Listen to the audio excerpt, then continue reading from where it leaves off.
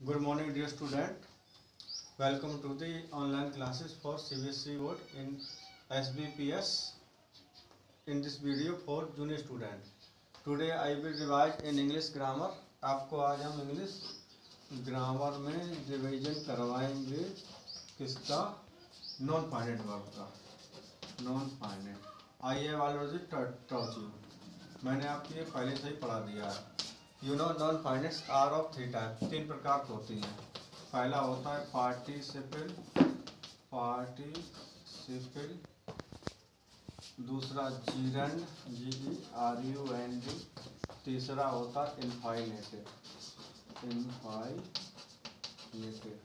Today I will teach you about participles.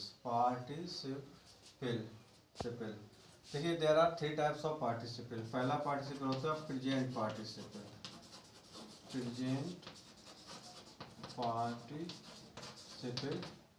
I have written you the definitions of present participle। क्या लिखी है आपकी कि this participle is made by adding ing to the first form पर।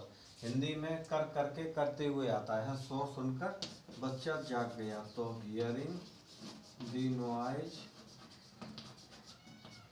the child, बच्चा, the child wake up। Second type participle is past participle आपकी होती है।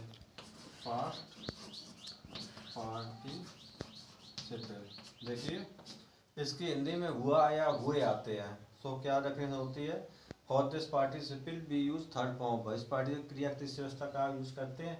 End of work is over, और काम समाप्त हो जाता है। टूटा हुआ, फटा हुआ, सड़ा हुआ, ये सब पास्ट पार्टिसिपल एग्जाम्पल होते हैं। जैसे आई सा, मैंने देखा, ए ब्रोकन ट्री, एक टूटा हुआ पेड़। ब्रोकन ट्री, आई सा ए ब्रोकन ट्री, तो टूटा हुआ, ये पार्टिसिपल एग्जाम्पल हो गया। Third one is a perfect participle.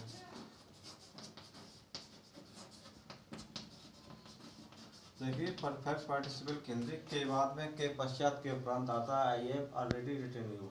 इसकी होती है जैसे कि हैविंग के बाद क्रिया की थर्ड फॉर्म का यूज करते हैं। तो for this participle B use third form of after having, खाना खाने के बाद वह सो गया, तो हैविंग थर्ड फॉर्म ईट होती है, ईटिन हो जाएगी।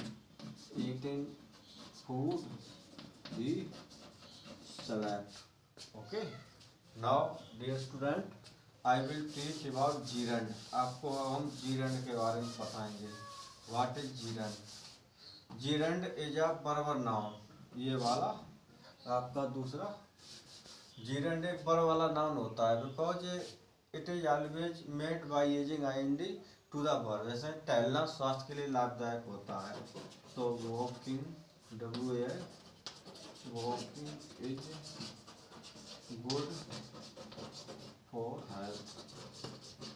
ओके, एंड आपका third one is infinitive. Infinitive को मैंने बताया there are two kinds of infinitive. पहला ये नंबर होता है full infinitive. Full infinitive means with to, जो टू के साथ आते हैं। जैसे मैं कानपुर जाना चाहता हूँ, I want to go to Kanpur, ठीक है। एंड बी नंबर आता आपका bare infinitive. Bare infinitive without to, to के बिना नहीं आता है। कुछ क्रिया होते हैं लेट, मेक, सी, हियर, इनके साथ हम वेयर इनफाइनेटिव करते हैं। जैसे मुझे जाने दो, लेट मी गो, मैंने उसे आते हुए देखा, तो आई सा हिम कम।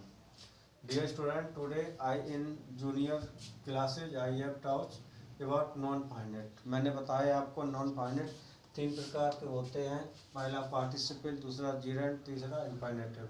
मैंने बताया पार्टिसिपल की थ्री टाइप्स होते हैं। प्रेजेंट पार्टिसिपल जिसके हिंदी में कर करके आते हुए, जैसे शोर सुर के बच्चा जाग गया। And second one is past participle, इसकी हिंदी हुआ या हुए आते हैं।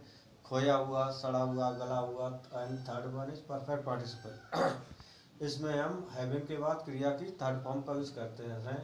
आराम करने के बाद हैं उसने फिर यात्रा की थी। Having taking rest he resume his journey. And second is a gerund. Gerund भी ना निकलता है हिंदी में। इट इज ए बर्बर नाउन, ये बर्ब का नाउन होता है क्योंकि ये बर्ब से बनाया जाता है। Walking is a good for health. Third one non finite होता है इनफाइनेटिव।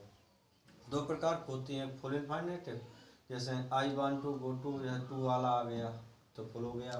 दूसरी बेयर इनफाइनेटिव मतलब लेट मीन कुछ क्रिया होते हैं लेट मैक से ये, इनके बाद हमेशा बेयर इनफाइनेट का ही होता है। कौन से पहले टू नहीं लगा हुआ, कम से पहले टू नहीं लगा है, तो that so that this is a bare infinitive. Dear student, I have touch और revised the non finites. You will note down in the copy by listening the my speech. Thank you for this video.